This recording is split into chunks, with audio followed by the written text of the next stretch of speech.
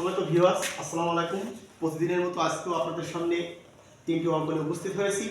এই অঙ্কগুলো এরা 24তম বিসিএস দিতে আসছে এবং এরা নিবন্ধন এবং বিভিন্ন সরকারি চাকরি পরীক্ষায় এই অঙ্কগুলো আসছে। দেখো, এই অঙ্কগুলো পরীক্ষায় পড়লে আমরা হঠাৎ করে খুব একটা দিশেহারা হয়ে যায় যে এটা কীভাবে করবে। এবং function x equal x square minus 7 হলে ফাংশন ইনভার্স 1 2 এর হলে এক্স এর মান কত। এই ইনভার্সের যত অঙ্ক আসে অঙ্কগুলো জাস্ট আমরা মুখে মুখে শর্টে ক্লিয়ার করব। কিভাবে দেখেন, এখানে যেটা আছে যে x স্কয়ার মাইনাস 7 ইকুয়াল এর ভিতরে যেটা আছে এটা বসাতে হবে ইকুয়াল 2।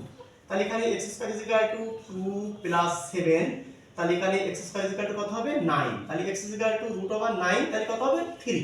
তাহলে এখানে आंसरটা কত হবে 3। তো আমরা এভাবে শর্টকাটে করতে পারি। তাহলে আমরা যদি দুই জায়গায় আসি যে ফাংশন x এখানে দেওয়া আছে এইটা, এর ভিতরে কত আছে 71, তাহলে এটা আমরা কিভাবে করতে পারি। দেখো এখানে আমরা কিভাবে করতে পারি x³ + 7 মানে এইটা ইকুয়াল এইটা ইজ ইকুয়াল টু কত 71। তাহলে x³ + 7 ইকুয়াল কত, সরি x³ ইকুয়াল 71 7 এ বসে গেলি মাইনাস হয়ে গেল, তাহলে x³ ইকুয়াল এটা থেকে এটা বাদ দিলে কত হবে 64।